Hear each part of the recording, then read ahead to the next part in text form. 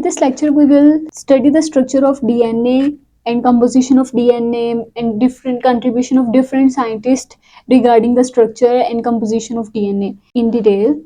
DNA is deoxyribonucleic acid. It is a type of nucleic acid in which a deoxyribose sugar with the nitrogenous base and a phosphate group is present. So it is called deoxyribonucleic acid. DNA is hereditary material. Hereditary material जो है वो ऐसे material को कहते हैं that is used to transmit और transfer the characters from parents to offspring. So parents से offsprings में जो करेक्टर्स हैं वो ट्रांसफर होते हैं with the help of DNA. DNA में जो है वो कुछ बेस सीक्वेंसेस मिलके स्पेसिफिक रीजन्स क्रिएट करती हैं and that regions are called genes. So hereditary material है DNA. DNA is a hereditary material that transmit characteristics from parents to offsprings in the form of genes. Controls all activities of cell. Cell में जितनी भी activities हो रही होती हैं उनको direct कौन करता है, उनको कंट्रोल कौन करता है? DNA. Because DNA has the information for all life activities. DNA is a polynucleotide that is formed by the combination of three components. In nucleotides of DNA, basically three components are present: deoxyribose sugar, a phosphate group, and a nitrogenous base. And that nitrogenous base may be adenine, thymine, guanine, and cytosine. So there are four different types of DNAs that are guanosine monophosphate, cytidine monophosphate, thymidine monophosphate, and adenine monophosphate. So these four different types of nucleotides are present in DNA. Contribution of different scientists. Basically DNA के structure को study करने के लिए जो है वो different scientist ने work किया है. इसमें पीए लेविन है सबसे पहले, फिर Rosalind Franklin, Erwin Chargaff, Francis Crick and James Watson.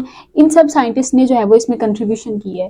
Like first of all अगर हम देखें, साइंटिस्ट पीए लेविन इन 1920 इसने जो है वो केमिकल कंपोजिशन के बारे में बताया था डीएनए की. उसने बताया कि बेसिकली जो डीएनए है उसकी केमिकल कंपोजिशन क्या है. उसमें उसने बताया कि इसमें डीऑक्सीराइबोस शुगर होती है, फॉस्फेट ग्रुप होता है और नाइट्रोजनस बेसिस होती हैं. और उन नाइट्रोजनस बेसिस में adenine, thymine, guanine and cytosine bases जो हैं वो शामिल हैं. Then we have another scientist Erwin Chargaff. Erwin Chargaff जो है वो इसने 1951 में एरविन चार्गफ ने प्रोवाइड किया data about ratio of different nitrogenous bases in DNA. इसने रेशियो के बारे में बात की थी डिफरेंट नाइट्रोजनस बेसिस की कि डीएनए में कौन सी जो नाइट्रोजनस बेस है वो कितने परसेंट या किस रेशियो में जो है वो मौजूद होती हैं. इसने कहा डीएनए के अंदर उसकी अमाउंट जो है वो नियरली इक्वल होती है to amount of thymine and the amount of cytidine is nearly equal to the amount of guanine. Means इनकी रेशियो जो है वो अगर बात की जाए ratio between purine and pyrimidine that would B 1:1. So purine और पायरिमिडीन के दरमियान जो रेशियो होगी that would B 1:1.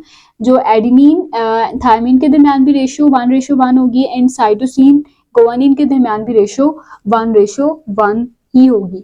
This is called Chargaff's rule. Chargaff's rule क्या है? The ratio between adenine and thymine and the ratio between cytidine and guanine always be same, that is 1:1. So let's observe करें अगर हम, here is the ratio between different nitrogenous bases in different species. Like in case of man में adenine की ratio, adenine की amount 30.9 है while thymine की 29.4 है. That is almost equal to each other. Like guanine 19.9 and cytosine 19.8, almost equal to each other. In sheep, adenine is present in 29.3 and thymine 28.3. So almost equal है इनकी amount. इन guanine जो है वो 21.4 है, cytosine 21 है, तो ऑलमोस्ट ये भी इक्वल है. In wheat, adenine is 27.3 and thymine is 27.1, that is almost equal to each other, and guanine is 22.7. The amount of cytosine is 22.8, that is also almost equal to each other. Yeast में 31.3 है amount of adenine and 32.9 है thiamine के amount. इसी तरह guanine जो है वो 18.7 है एंड साइटोसिन 17.1 है. So you can observe that के एडेनिन जो है वो उसकी अमाउंट हमेशा जो है वो इक्वल होगी थायमिन के अमाउंट के, ऑलमोस्ट इक्वल होगी. एंड इसी तरह जो अमाउंट है गुआनिन की किसी भी स्पीशी में, that would be equal to the amount of cytosine, almost equal होगी इनमें भी. Then we have another scientist Rosalind Franklin and Maurice Wilkins. इन्होंने बेसिकली एक्सरे स्टडी की थी डीएनए के स्ट्रक्चर की. तो इन्होंने जो कंपोजिशन प्रोवाइड की थी पीए लेविन ने, वही कंपोजिशन जो है वो डीएनए में एग्जिस्ट करती थी. तो इन्होंने basically x-ray study, x-ray diffraction perform किया to provide x-ray analysis of DNA. Next is the major contribution of another two scientists, Francis Crick and James Watson.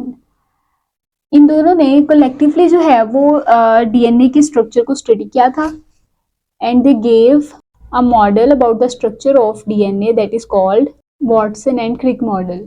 अब इस मॉडल में उन्होंने क्या कहा, उन्होंने कहा कि बेसिकली जो डीएनए है that is a double helical structure. पहली बात क्या है, हैज डबल हेलिकल स्ट्रक्चर. इसमें डीएनए जो है वो एक डबल हेलिक्स स्ट्रक्चर है. It consist of two chains of polynucleotides. DNA double helical structure है और इसमें दो चेन्स हैं that are of polynucleotides and these two chains are coiled in anti parallel manner. Chains coil around each other in anti parallel manner. Anti parallel manner का मतलब है कि जो कॉइलिंग होगी उसकी जो डायरेक्शन है वो ऑपोजिट होगी. एक चेन अगर 5 प्राइम टू 3 प्राइम एंड में कॉइल हो रही है तो दूसरी चेन जो है वो उसके ऑपोजिट कॉइल करेगी, that would be 3 prime to 5 prime end. Like suppose अगर हम यहाँ पे थोड़ा सा लीनियर स्ट्रक्चर ड्रा करते हैं जिसका लीनियर होता नहीं है, बेसिकली हेलिकल होता है. हेलिकल जो है वो इस तरह का स्ट्रक्चर है. This is a helical structure and DNA basically इस तरह होता है, that is why it is called double helical structure. ये हमने एक चेन ड्रा की है. इसमें डिफरेंट जो है वो नाइट्रोजनस बेसिस होंगी, न्यूक्लियोटाइड्स होंगे. Suppose these are the nucleotides. अब ये इनकी जो सीक्वेंस है that is from 5 prime to 3 prime end. अब जो इसके ऑपोजिट, इसके पैरेलल जो है वो स्ट्रैंड होगा, that would be from 3 prime to 5 prime end. तो अब ये दोनों जो है वो कॉइलिंग करेंगे एंड द कॉइलिंग जो है वो बहुत ज़्यादा परफेक्ट होती है, रेगुलर कॉइलिंग होती है इनकी. नाउ इन्होंने और बात की बेस सीक्वेंस के बारे में. इन्होंने कहा डीएनए के जो दो डबल स्ट्रैंड्स हैं, बेसिस हैं, वो इस तरह अरेंज होती हैं. एक स्ट्रैंड पे अगर एडेनिन बेस अटैच है तो उसके बिल्कुल सामने वाले स्ट्रैंड पे, सामने वाले एरिया पे थायमिन अटैच होगी. गुआनिन अगर अटैच है तो उसके सामने साइटोसिन अटैच होगी. ये बेस सीक्वेंस उन्होंने बताई कि adenine would always be joined with thymine and cytosine with guanine. अब ये जो अटैचमेंट है दोनों कॉइल्स की, दोनों चेन्स की, वो होगी हाइड्रोजन बॉन्डिंग के through. The chains combine together through hydrogen bonds. तो इसका मतलब कि बेसिकली जो हाइड्रोजन बॉन्ड्स होंगे वो बेसिस के दरमियान होंगे, नाइट्रोजनस बेसिस के दरमियान. एडेनिन का बॉन्ड बनेगा थायमिन के साथ एंड गुआनिन का बॉन्ड बनेगा साइटोसिन के साथ. In case of adenine thymine bond there are 2 hydrogen bonds between them. Basically adenine और थायमिन के दरमियान 2 हाइड्रोजन बॉन्ड्स जो है वो मौजूद होते हैं, जबकि गुआनिन और साइटोसिन के दरमियान 3 हाइड्रोजन बॉन्ड्स जो हैं वो प्रेजेंट होते हैं. You can observe that this is the double helical or duplex structure of DNA. If this strand is 5 prime to 3 prime and this is from 3 prime to 5 prime. Anti-parallel coiling होती है इनकी.